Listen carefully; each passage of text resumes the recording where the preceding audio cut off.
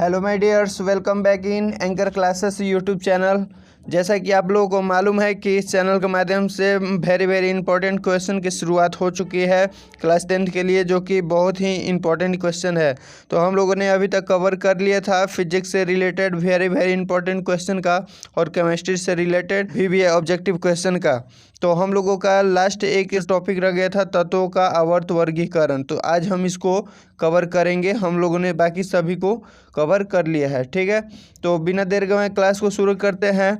और जैसा कि आप लोगों को मालूम है कि एग्ज़ाम के होने में बहुत ही अभी टाइम है, 2-3 महीने हैं। तो हम लोगों ने अभी से ही स्टार्ट कर लिया है, ताकि आप इसको सभी चीज़ों को प्रैक्टिस करके आप एग्ज़ाम में बहुत ही बेटर ढंग से अपने नंबर को प्राप्त कर सकें।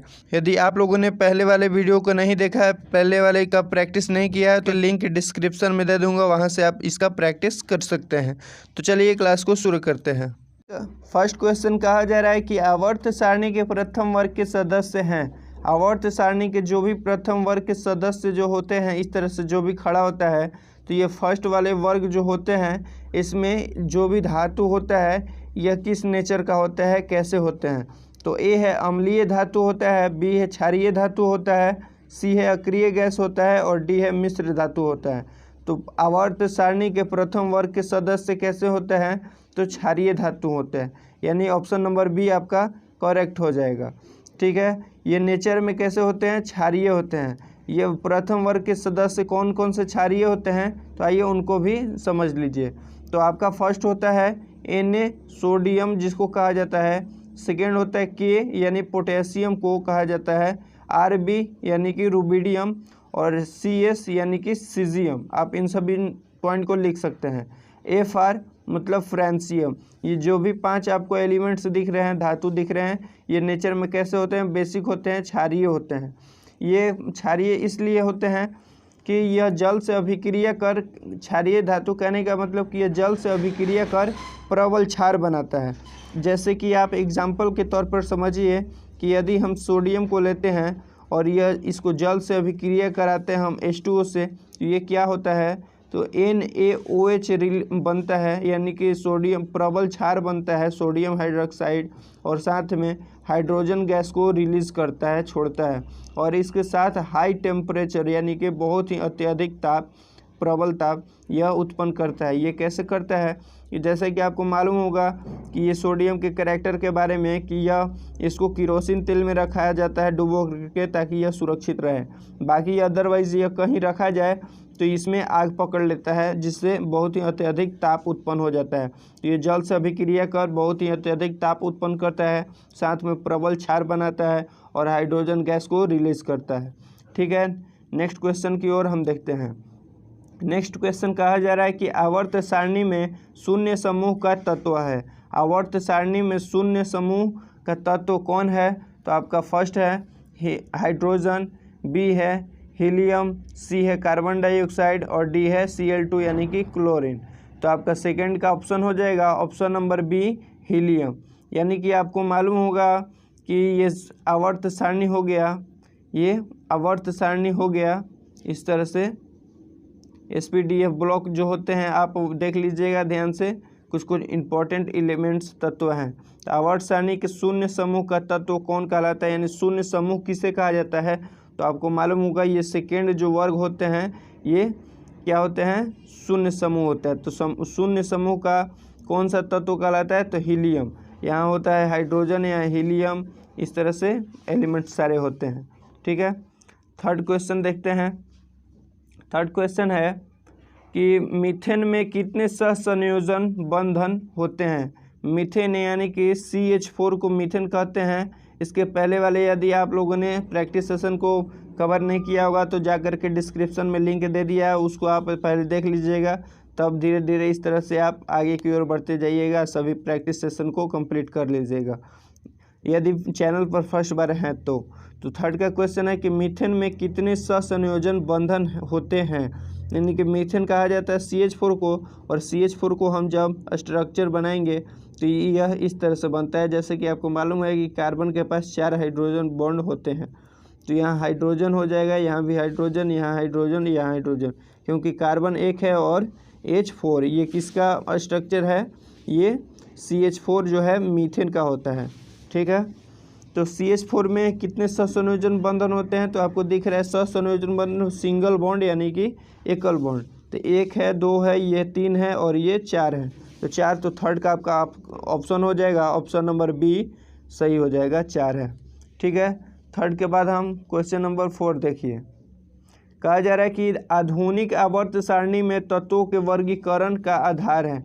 आधुनिक आवर्त सारणी जो भी है उसमें तत्वों का आधार है, यानी किसके वजह से तत्वों का वर्गीकरण किया गया है, किसके आधार पर? तो ऑप्शन नंबर ए है परमाणु आयतन, बी है परमाणु घनत्व, सी है परमाणु द्रव्यमान और डी है परमाणु संख्या। तो आपका 4 का आंसर हो जाएगा आपका ऑप्शन नंबर डी परमाणु संख्या, एटॉमिक नंबर, यानी कि परमाणु संख्या से ही तत्वों का वर्गीकरण किया गया है आधुनिक आवर्त सारणी वाला। जो कि पहले वाला जो है वो परमाणु द्रव्यमान के आधार पर किया गया था, तो उसको बाद में सुधार करके परमाणु संख्या के आधार पर आधुनिक आवर्त सारणी का निर्माण किया गया है। क्वेश्चन नंबर 5 देखिए। क्वेश्चन नंबर 5 है कि अमोनिया के अणु में नाइट्रोजन एवं हाइड्रोजन के परमाणुओं की संख्या का अनुपात है। यानी अमोनिया जो होता है, अमोनिया मतलब NH2 जो होता है, NH2, तो इसमें अणु में जो नाइट्रोजन का अनुपात कितना होता है और हाइड्रोजन का अनुपात कितना होता है। ऐसे तो आपको दिख रहा है कि नाइट्रोजन 1 है, हाइड्रोजन 2 है, तो लेकिन ये समीकरण के अनुसार होता है। इसमें कितना कौन सा चीज़ है उसका अनुपात क्या होता है इसमें पूछा जा रहा है। तो इसका अनुपात जो होता है नाइट्रोजन का और हाइड्रोजन का, तो आपका होता है 1:3। तो यानी कि आपका ऑप्शन नंबर हो जाएगा ऑप्शन नंबर सी 1:3। ठीक है, तो 1:3 के रूप में ये अमोनिया का जो होता है ये रूप होता है, जिसमें नाइट्रोजन की मात्रा 1 अनुपात होती है, हाइड्रोजन की मात्रा 3 अनुपात होती है। ठीक है, क्वेश्चन नंबर 6 देखिए। क्वेश्चन नंबर 6 है कि लोहे की परमाणु संख्या है। लोहे की परमाणु संख्या कितनी होती है? यानी Fe से आयरन होता है तो इसका परमाणु संख्या कितनी होती है? जैसा कि आपको मालूम है कि परमाणु संख्या इसका 26 होता है। 26 कहाँ है? ऑप्शन नंबर ए है 23, बी है 26 और सी है 25 और डी है 24। तो ऑप्शन नंबर बी आपका करेक्ट हो जाएगा। आपको परमाणु संख्या आपको याद करना होगा 30 तक 40 तक, तो एक लॉजिक बता दूंगा, एक सॉन्ग की तरह आप इन सभी को याद कर लीजिएगा। मैं दावा करता हूं कि 5 मिनट में इन सभी चीज़ों को परमाणु संख्या को आप याद कर लीजिएगा संकेत के साथ। ठीक है, तो कमेंट करके बताइए कि आपने कितने क्वेश्चन को अटेम्प्ट कर लिया है, कितने क्वेश्चन को सही कर रहे हैं आप। और इन सभी चीज़ों को यदि आप याद करना चाहते हैं सॉन्ग के आधार पर, लॉजिक के आधार पर, परमाणु संख्या किसका कितना होता है, संकेत किसका क्या होता है, तो आप कमेंट करके बताइएगा। उन सभी चीज़ों को मैं भी क्लियर करवा दूंगा। ठीक है, क्वेश्चन नंबर 7 देखिए कि आधुनिक आवर्त सारणी में वर्गों की संख्या होती है। आधुनिक आवर्त सारणी है जो कि आवर्त सारणी है पीरियोडिक टेबल, तो इसमें वर्गों की संख्या कितनी होती है? तो वर्ग कहाँ होता है? तो आवर्त सारणी में आप देखते होंगे कि इस तरह से होता है एलिमेंट जो भी ये, तो ये वर्ग कहलाते हैं। क्या कहलाते हैं? ये वर्ग कहलाते हैं, जो कि खड़े खड़े खंबे की तरह रहते हैं, वर्ग कहते हैं इसे भी। इसे ऊर्ध्वाधर भी कहते हैं। ठीक है, इसे कोटि भी कहा जाता है। तो एक ही चीज़ को 3 रूप में कहा जा सकता है। तो और जो भी ये इस तरह से होते हैं हॉरिजॉन्टल सोए हुए, ये गिरे हुए पट, तो इनको क्या कहता है? इसको आवर्त कहा जाता है, क्षैतिज कहा जाता है, जिसको आप हॉरिजॉन्टल कहते हैं। और ये क्या है? वर्टिकल है और ये है हॉरिजॉन्टल। ठीक, लेफ़्ट टू राइट या राइट टू लेफ़्ट। तो उसी में कहा जा रहा है कि आधुनिक आवर्त सारणी में वर्गों की संख्या कितनी है? जो खड़े खड़े होते हैं ये वर्गों की संख्या इसमें कितनी होती है? तो आपका 7 का आंसर हो जाएगा ऑप्शन नंबर बी 18। यानी कि तत्वों टोटल आधुनिक आवर्त सारणी में वर्गों की संख्या 18 है। और जो भी है ये क्षैतिज, जिसको हम आवर्त भी कहते हैं, तो इसकी संख्या है टोटल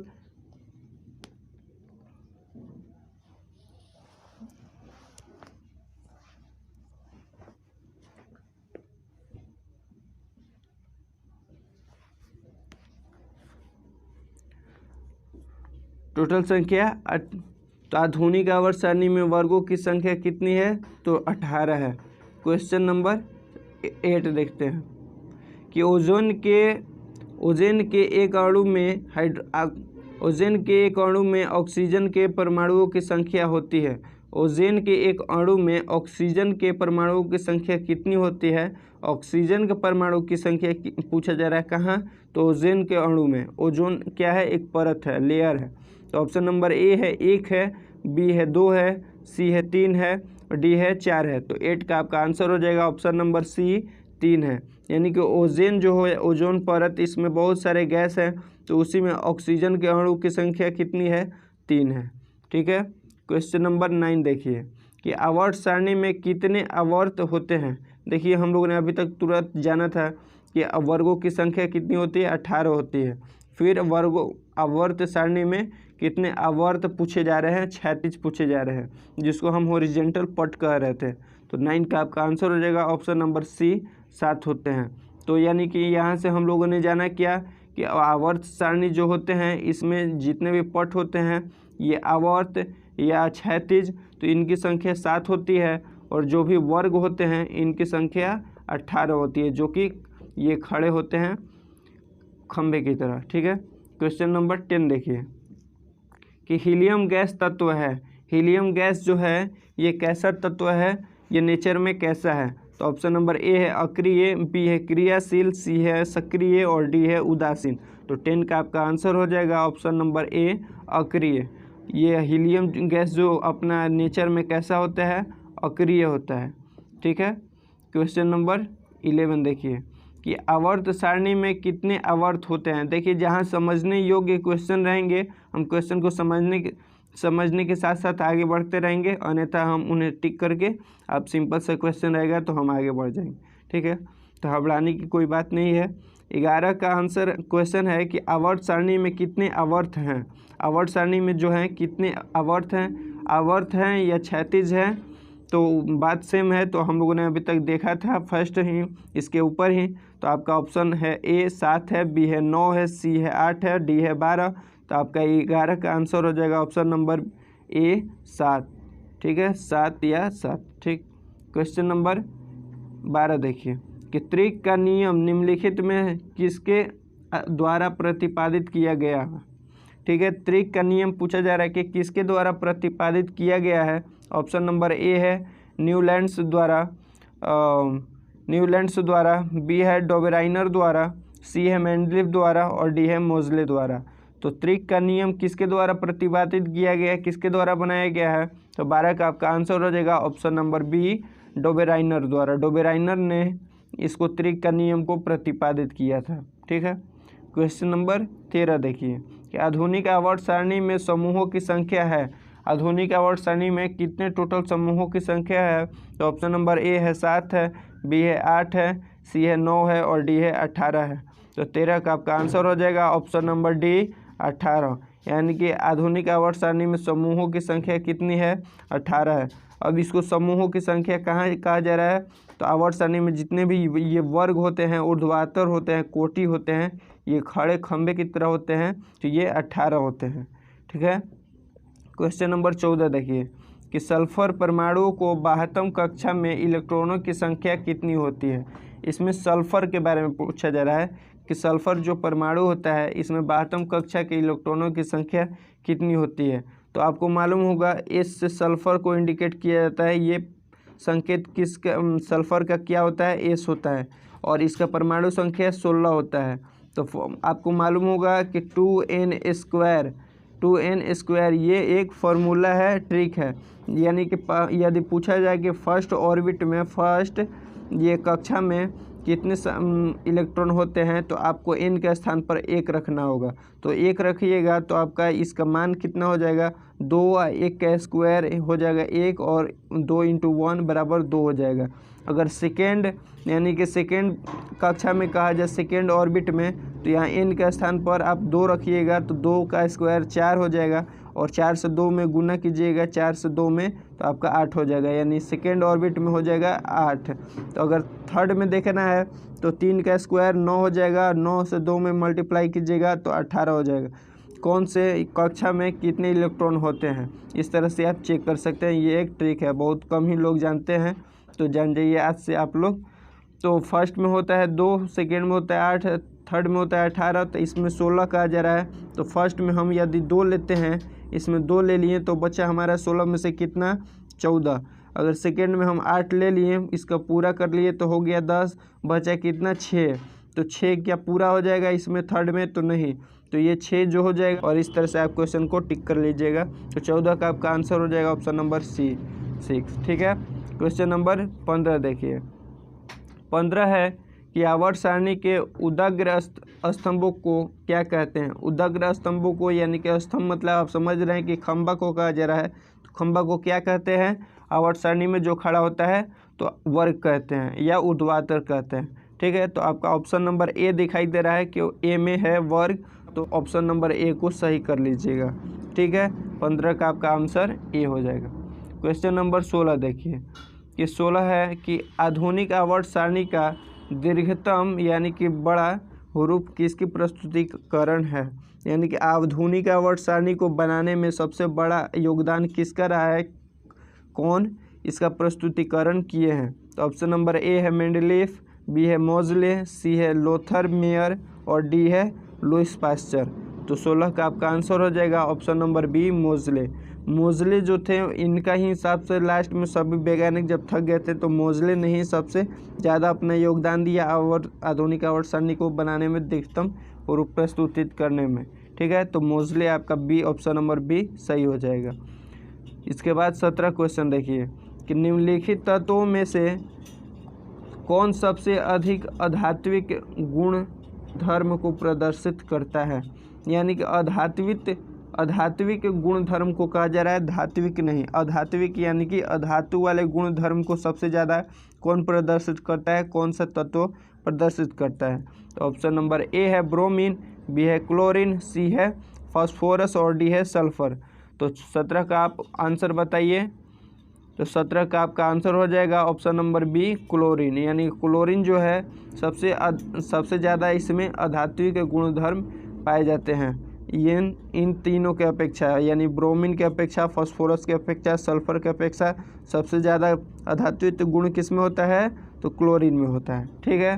क्वेश्चन नंबर 18 देखिए कि किसने कहा कि तत्वों के मूल गुण धर्म उसके परमाणु संख्या हैं न कि परमाणु द्रव्यमान? यानी कि किस वैज्ञानिक ने बताया था कि गुण धर्म जो होते हैं तत्वों के उनके परमाणु संख्या हैं न कि उनका परमाणु द्रव्यमान, यानी परमाणु ये आवर्त सारणी जो बनाए गए हैं परमाणु संख्या के आधार पर बनाए गए हैं, इसलिए तो किसने कहा था? तो ऑप्शन नंबर ए है लोथर, बी है मोजले, सी है मेंडलीफ और डी है बोर। तो आपका 18 का आंसर हो जाएगा ऑप्शन नंबर बी यानी मोजले।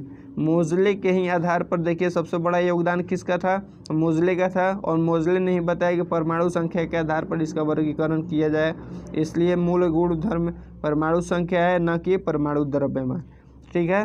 क्वेश्चन नंबर 19 देखिए कि आधुनिक आवर्त नियम के अनुसार तत्वों का गुण धर्म है।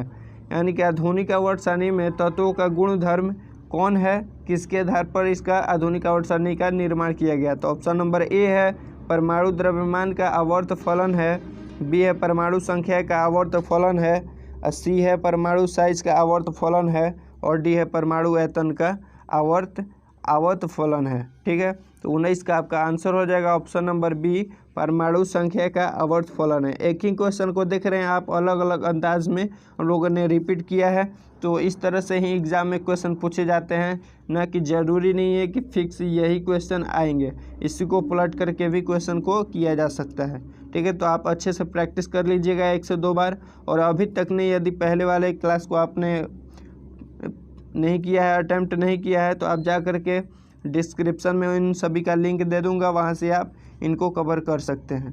तो 19 के बाद क्वेश्चन नंबर 20 देखिए कि आधुनिक आवर्त सारणी में बाई से दाई ओर जाने पर परमाणु साइज यानी परमाणु का आकार क्या होता है? बढ़ता है, घटता है, क्या होता है? तो आपको मालूम होगा कि आधुनिक आवर्त सारणी जो होता है पीरियोडिक टेबल, तो इसमें ये खड़े होते हैं। इसमें जब हम लेफ़्ट से राइट जाते हैं तो परमाणु का द्रव्यमान और परमाणु की संख्या तो बढ़ता है, परंतु इसका साइज जो होता है जब हम लेफ़्ट से राइट जाते हैं यानी कि बाई से दाई जाते हैं तो इसका परमाणु का आकार जो होता है घटता है। तो 20 का आपका आंसर हो जाएगा ऑप्शन नंबर ए है बढ़ता है, बी है घटता है, सी है अपवर्तित रहता है और डी है इनमें से कोई नहीं। तो 22 का आपका आंसर है ऑप्शन नंबर बी घटता है। क्या घटता है, तो परमाणु का साइज घटता है, परमाणु का आकार घटता है। कब, तो लेफ्ट से राइट जाने पर। ठीक है। क्वेश्चन नंबर 21 देखिए कि उल्फगांग डोबेराइनर किस देश से संबंधित थे। उल्फगांग डोबेराइनर यानी कि आपसे कहा जाए यदि कि डोबेराइनर का फुल नेम क्या होता है तो आप बताइएगा कि उल्फगांग डोबेराइनर। ठीक है। तो उल्फगांग डोबेराइनर किस देश से संबंधित है, तो ऑप्शन नंबर ए है फ्रांस, बी है जर्मनी, सी है अमेरिका और डी है ऑस्ट्रेलिया। तो 21 का आपका आंसर हो जाएगा ऑप्शन नंबर बी जर्मनी। यानी कि उल्फगांग डोबेराइनर जो थे किस देश से संबंधित है, तो ऑप्शन नंबर बी हो जाएगा जर्मनी। ठीक है। क्वेश्चन नंबर 22 देखिए। 22 नंबर है कि मेंडलीफ का जन्म कब हुआ था। मेंडलीफ का जन्म कब हुआ था, तो ऑप्शन नंबर ए है 1834 ईस्वी में, 1835 ईस्वी में, सी है 1836 ईस्वी में और डी है 1837 ईस्वी में। तो 22 का आपका आंसर हो जाएगा ऑप्शन नंबर ए 1834 ईस्वी में। मेंडलीफ का जन्म कब हुआ था, तो 1834 ईस्वी में। क्वेश्चन नंबर 23 देखिए कि है कि भारतीय संगीत प्रणाली में संगीत के कितने सुर होते हैं। आपको मालूम होगा कि बचपन में 7 कहा जाता होगा कि सॉन्ग जो होते हैं इसमें 7 सुर होते हैं। तो ऑप्शन नंबर ए है 5, बी है 6 और सी है 7 और डी है 8। तो आपका 23 का आंसर हो जाएगा ऑप्शन नंबर सी 7। यानी कि भारतीय संगीत प्रणाली के संगीत के अनुसार कितने सुर होते हैं, तो 7 होते हैं। ऑप्शन नंबर सी सही हो जाएगा। क्वेश्चन नंबर 24 है कि जब मेंडलीफ ने अपना कार्य आरंभ किया तब कितने तत्व ज्ञात थे। जब मेंडलीफ ने अपना कार्य स्टार्ट किया था पीरियोडिक टेबल के निर्माण में यानी कि आवर्त सारणी को बनाने में, तो उस समय कितने तत्व ज्ञात थे। तो ऑप्शन नंबर ए है 60, बी है 61, सी है 62 और डी है 63। तो 24 का आपका आंसर है ऑप्शन नंबर डी 63। यानी कि उस समय टोटल एलिमेंट की संख्या कितनी थी, 63 थी। कब, तो जब मेंडलीफ अपना आवर्त सारणी को बनाना प्रारंभ किए थे। ठीक है। क्वेश्चन नंबर 25 देखिए। कहा जा रहा है कि आधुनिक आवर्त सारणी में परमाणु साइज से क्या पता चलता है। आधुनिक आवर्त सारणी जो कि अभी का पीरियोडिक टेबल है, इसके परमाणु साइज से क्या पता चलता है। तो ऑप्शन नंबर ए है परमाणु का व्यास, बी है परमाणु की त्रिज्या, सी है परमाणु की परिधि और डी है इनमें से कोई नहीं। तो आपका 25 का आंसर हो जाएगा ऑप्शन नंबर बी परमाणु की त्रिज्या। यानी कि कोई भी आप जानते होंगे पदार्थ जो होता है यदि इसकी त्रिज्या मालूम रहे, त्रिज्या यदि बड़ी रहे तो इसका आकार बड़ा रहेगा, इसका त्रिज्या यदि छोटी रहे तो इसका आकार छोटा रहेगा। तो ये क्या कहा जा रहा है कि इसका साइज से क्या पता चलता है, तो परमाणु की त्रिज्या पता चलता है। ठीक है। 25 के बाद हम क्वेश्चन नंबर 26 देखते हैं कि 1 pm पिकोमीटर कितने मीटर के बराबर होता है। यानी कि पिकोमीटर यदि आप नहीं जानते होंगे तो समझ लीजिए कि एक लॉजिक है कि Deka hecto kilo mega giga tera peta AXA. क्या, Deka hecto kilo mega giga tera peta AXA. इस तरह से हम याद करते हैं कि डेका जब बोलेंगे तो 1 होता है, 10 का पावर 1 होता है, पॉजिटिव में होता है 10 का पावर 1 होता है। डेका हेक्टो 10 का पावर 2, डेका हेक्टो किलो यानी 10 के power 3, Deka hecto kilo mega यानी कि 10 के पावर यहाँ क्या हो जाएगा 6 हो जाएगा। यानी 3 का पढ़ा यहाँ से स्टार्ट हो जाएगा, 3 3 दूनी 6, 3 3 का 9, इस तरह से। तो deca hecto kilo mega giga tera peta exa. ठीक है।